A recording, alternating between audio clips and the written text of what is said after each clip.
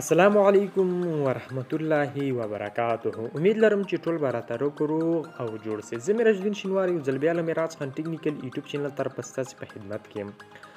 په نن ویډیو کې به تاسو ته یوه طریقه در وښیم چې زیات ملګري له دې ستونزې سره دي. دلته زه راځم یو کس دغه آی ډي چې ده دا آی ډي 15988 دغه لري فالوورز لري. دا چې کوم دی دا کوم خپل پوسټونه کوي نو دا د ده پوسټونه چې دي د ده فالوورزو ته هیڅ یو پوسټ نه ښکاري. صحیح ده. د ده چې کوم 15800 څومره فالوورز دي د ده فالوورزو ته د ده یو پوسټ هم نه ښکاري.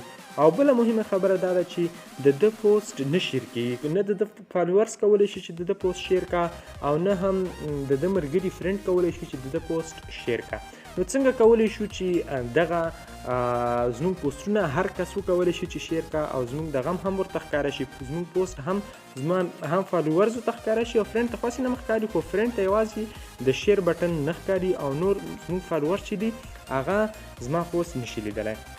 نو دې لپاره تاسو ته زه لنډه طریقه درښیم. لومبی دا چې تاسې به خو خپل کوم دغه چې دی آی ډي چې ده دا به فالوورز ته واړوئ، فالو ته به واړوئ. تاسې فالوورز طریقه کولی شئ په اسانۍ سره. ګورئ چې تاسې کله دلته راشئ فالوورز ان پبلیک کنټاکټ. صحیح ده.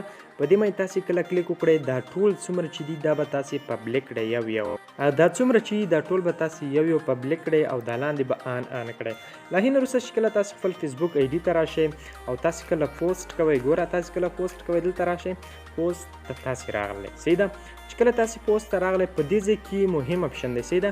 دلته پبلیک لیکل شوی دی. صحیح ده. که دلته ستاسې بل کوم اپشن وي نو بیا ستاسې مثال په طور زه تاسې درښیم، زه دلته کلیک کوم چې کله دې پبلیک باندې ما کله کلیک وکړو نو دلته ګوره څومره دی، ګوره دلته تاسې کولی شئ چې یوازې فرینډز تاسې د پوسټونه وګوري او فالوورز یې نشي کتلی، یوازې فرینډ کولی شو. که چېرته تاسې پبلیک باندې کلیک وکړئ او دا تاسې ډن کړئ پبلیک باندې هر پوسټ ته دلته راشئ چې کله پوسټ کړئ نو که تاسې چې یو ځل پبلیک کړه بیا هر وخت همدا پبلیک.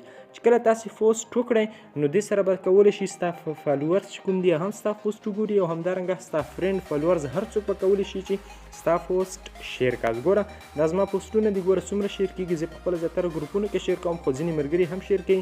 هر پوسټ په ستا شیر کېږي او هر پوسټ په ستا فالوورزو ته هم ښکاري او ستا فرینډ ته به هم ښکاري. نو که کوم ملګرو دغه ستونزه درلوده په دې طریقې سره تاسې کولی شئ چې دغه ستونزه حل کړئ. مننه.